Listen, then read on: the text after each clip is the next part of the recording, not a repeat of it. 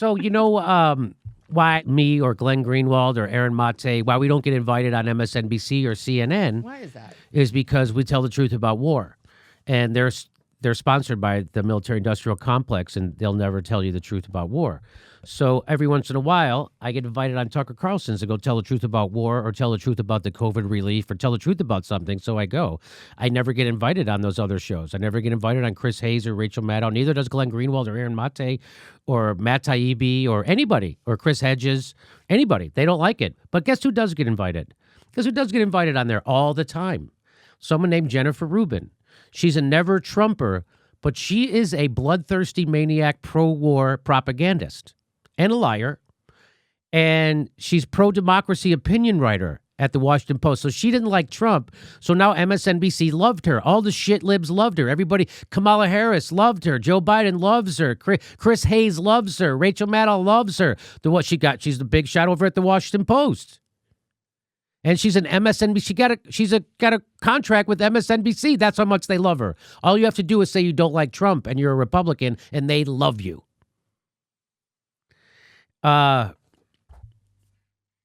Here's what she had to say. You think the Iraq War is what brought the Iranians to the table? It's fact. I mean, you could talk to people in the region. You could talk to the Iranians. I don't think it's a fact to dispute. That's when they gave. So she's advocating that the Iraq War was a good thing. In case you don't know what she's saying the Iraq War was a good thing because it brought the Iranians to the table to negotiate. She sounds like George Bush. That's what she just said. Here we go. You think the Iraq War is what brought the Iranians to the table? It's fact. I mean, you could talk to people in the region. You could talk to the Iranians. I don't think it's a fact to dispute. That's when they gave it up. Should the U.S. have a policy of regime change towards the Iranian regime? Eventually, yes. Eventually, we should want evil regimes to listen to their people. We should want free and fair elections. We should have support. You could say all that stuff about the United States. We would like evil regimes to listen to their people. Give us Medicare for all. Give us a student debt relief. Get us the public option. Get us the $15 minimum wage. Get us everything that you guys read. They're not. Get us police reform. The Green so Revolution. You think we should have a policy how part. can you possibly have a policy of regime change and simultaneously negotiate with the regime that you officially want to change? That is a little bit of a contradiction. But, you should ask that of Hillary Clinton. She was the one who said that it was a terrible mistake to give a short shrift to the Green Revolution. She said we really should have supported them. I am glad. I am genuinely glad that you admitted that we should have a regime change policy against them because there is so much disingenuous nonsense. This is the resistance. This is the resistance, baby. Resistance to peace. This is Trump's resistance. This is it. What are they resisting? They're resisting peace. That's who this is. Though there's one contradiction. Everything she's saying is one big contradiction. When Chris Hayes has to be the voice of reason, you know you're fucked. Being spouted. Should we keep the North Korean regime? It doesn't mean you go to war. It means you apply pressure. It means you do not enhance their legitimacy. It means you don't cement their hold on power. You don't say go to war. Call it apply pressure. Why are you calling it going to war? We're just applying pressure like we applied pressure in Nagasaki. Remember that pressure we applied in Hiroshima? Remember that pressure? Not do that and have any kind of negotiations. This is the whole point, is that there's all these people running around saying, of course we want negotiations. They clearly don't want negotiations. And you apply pressure. No, we've done that historically. Everyone likes to cite Reagan these days. He applied pressure nonstop. He called it the evil empire. He spoke up in behalf of dissidents. He talked about Russia or Soviet Union being on the ash heap of history. But we also negotiated. Let me say this. Tom Cotton at least was honest and said his idea that it's a feature, not a bug, to scotch these negotiations. I wish everyone would be as honest, including you and Benjamin Netanyahu. Jennifer Rubin, thank you for coming on. They're all smiles. Thank you for coming on. We'll have you back. You have a contract. Come back on. Say the craziest shit in the world. So they can bring that person on. That person has a contract with MSNBC. She's a contributor. That says what it says in her bio anyway. I'm going off that. So she's a regular contributor over at MSNBC.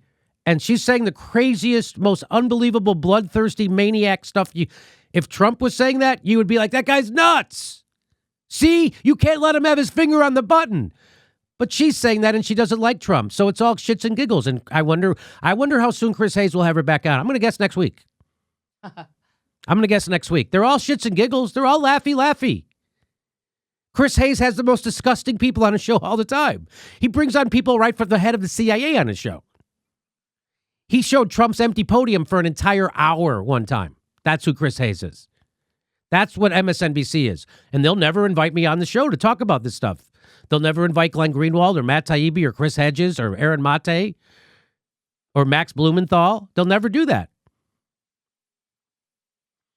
Here she is. An important first step on Iran. This is from her.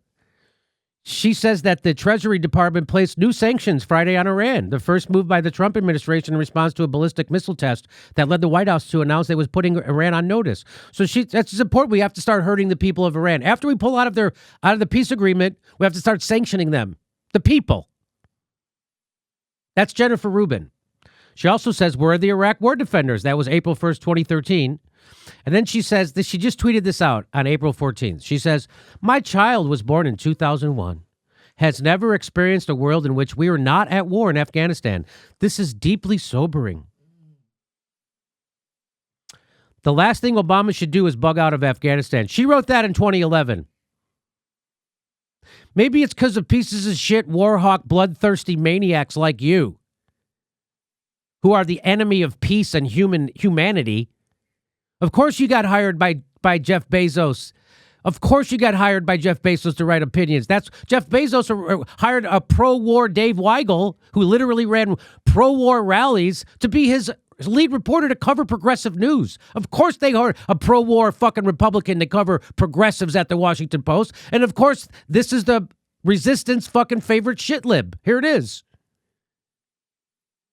She tweets that out in 2011, and in 2021 she says, what the fuck?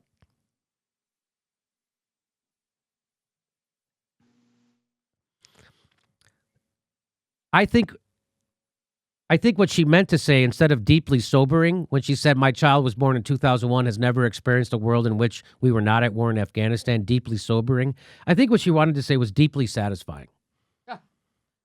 Damn that autocorrect, huh, on Twitter?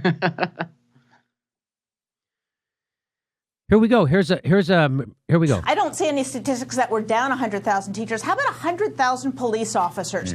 We'll have them armed and we'll be in the school. In the Fairfax County School District, reasons that won't work. So she doesn't want police. She wants 100,000 teachers armed. This is her big idea.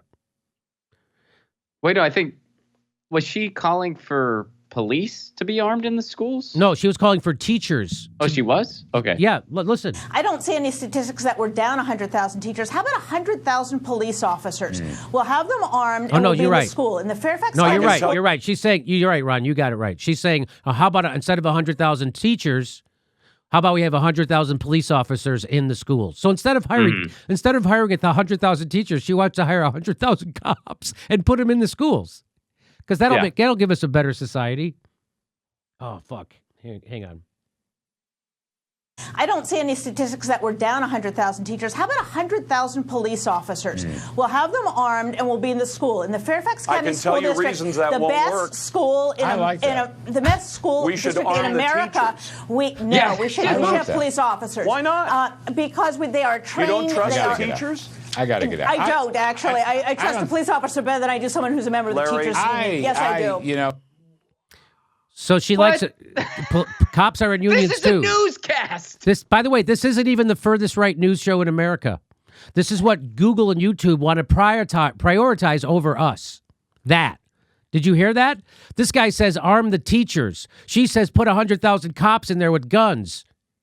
Well, because when I was first watching this and I heard that guy, I thought, okay, someone reasonable is going to tell her why that's absolutely ridiculous. And then he goes, no, we got to arm the teachers. I can one-up you with a shittier idea. And then the other guy, oh, I like that one shitty idea. Oh, this other one, no, I don't know about that other one. It's just a plethora of shitty ideas from a panel of people completely disconnected from reality. That's news. That's news in the United States. How about if we arm the students? Why don't we just arm the students? I like that idea. Fuck the cops. Fuck the teachers. Give arms to the kids as they walk in. This woman Jennifer Rubin is like if Ayn Rand met the villain from Matilda. She's always welcome. Here she is on CNBC. She's over on MSNBC. This is the kind of shit they say on the NBC shows. But it's the YouTubers in their basement that are the problem. Isn't that amazing? There you go. Here she is. She gets dismantled by Bill O'Reilly. You want to see what a shit lib she is? Bill O'Reilly dismantles her. Watch this. I said they were. I said they were Democrats. All right. Yes, which also isn't not? true. Actually, the only Democrat was Chris Wallace. No, Ms. Raddatz and Mr. Cooper are Democrats. You did not know that? You've made excuses for the lock her up comment. You've pleaded with Ted Cruz, and he's really an honest man. When did I make excuses for lock her up? What did I exactly say? Let's see. That would have been on. Let's see if I have the date exactly. It would have been on. Lock her up would have been on. In April and also in August. In October, if you remember, Charles Krauthammer came on and had a very vigorous argument. Wait a minute. What did I say about in April and August? What exactly did I say? Right. Well, we can go through all of them. No, I want that one. Which one in particular? April or August? Okay. Let's see. In August, we had comments that you were going to. You would, if somebody is being really dishonest, referring to the press corps, you would strip them of their credentials as well. Doesn't sound like an independent thing. That doesn't have anything to do with lock them up. You are ill prepared for this interview, Ms. Rubin. No, I'm not. I have a whole list here. Ms. Rubin, I have just given you a minute where you've hemmed and hawed. You said you said I justified a comment, lock her up. You can't point to it, and then you pivot to something else. Yes, you are ill prepared for this, and this is the point I want to make. Bill. This is the point I want to make. Your column and blog are fraud. Right. October 10th, you defend Trump's promise to put Hillary in jail. October. Well, tell me how I did that, madam. You just can't throw out, what did I say? You said that it was a perfectly defensible position. You can go to your own clips. No, I didn't. That's not true. I didn't say it was a perfectly defensible. Read it. Read my comments. Do you have my comments there? Read them. I don't have them word for word, but I have the date. And you know what I'll do, Bill? I'll put them up at my website, and people can judge for themselves. You know how many people are going to come to your website? 0, because you're not an honest analysis person. Again, there's an intern who's getting fired. We've raked Bill O'Reilly over the coals a million times at this show, dating back to the inception of the show in 2008. But he never looked as bad as she did just now. That talk about ill-prepared and an idiot. Talk about just a knucklehead coming out. You can't take down all the shit. It's just like with Trump. It's like all the shit Trump has done. You guys have to make up stuff. All the stuff Bill O'Reilly's done, and you have to make up stuff. She couldn't get Bill O'Reilly on anything, and she had freaking note cards. She's got notes. She's got binders. Had help. She's got binders full of notes and shit, and she's got nothing. She can't get them.